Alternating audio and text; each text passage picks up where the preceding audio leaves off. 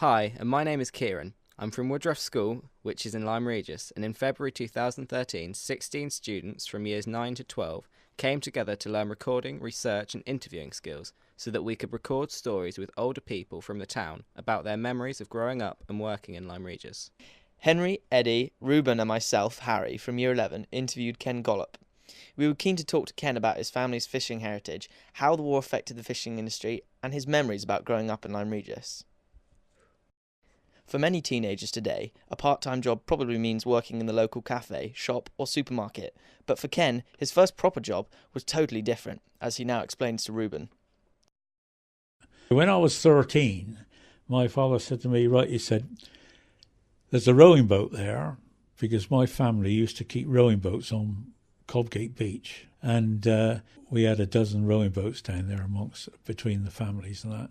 And father said to me one day, he said, that boat is yours. You got to clothe yourself and no pocket money. So he said, you got to earn that boat. Well, of course, in those days, I think the charge for hiring out a boat was 3 shillings an hour. So, if you could let it out 3 or 4 times a day, you were on £1 a day sort of thing, Anyway, that was the beginning of my 13th sort of season. And I ended up the season going back to school. I'd clothed myself and I had £37 for pocket money to last me to the next Easter. So I thought I did very well there. Grandfather was quite pleased, actually, because he used to keep my money, my grandfather. So, Ken, where are we now? We're on the eastern end of the main front beach at Lyme Regis called Cobgate Beach. So can you just describe what you can see now? What I can see now is a mammoth great shingle beach stretching all the way down to the harbour. The jetty going out here is a big modern jetty built 10 years ago. That's where we are at the moment. So, as you previously mentioned, you got given a boat by your father. Just take us back, Ken.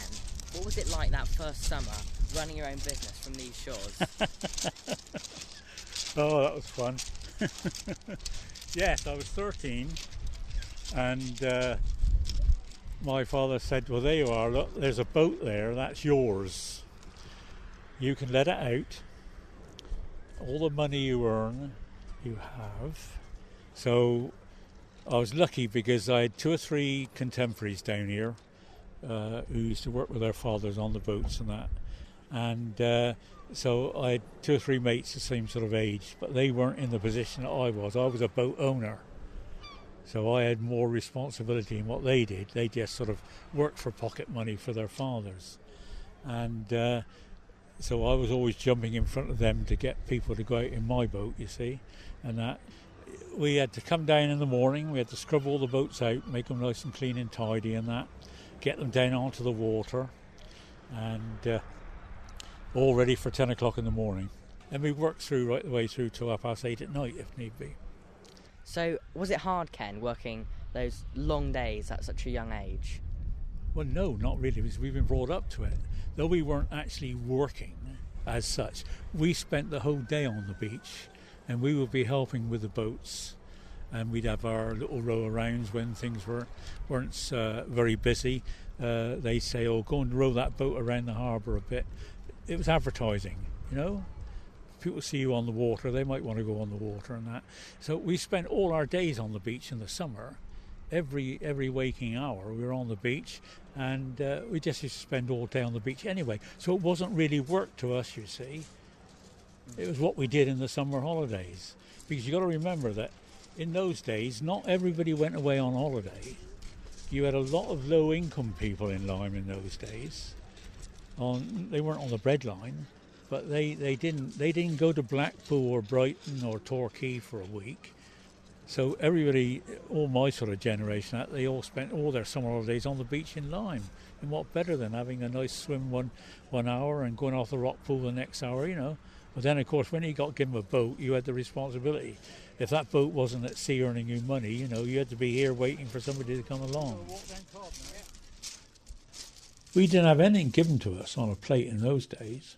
I mean, two or three of my mates, their fathers had allotments over where they are now. And they actually took on allotments and they would grow veg and sell it. They were sort of miniature market gardeners, really. And I mean, when we were younger, we'd walk out to Wootton in daffodil season and pick, a load of bunches of daffodils and bring them back in a bloody great box and sell them on the way home.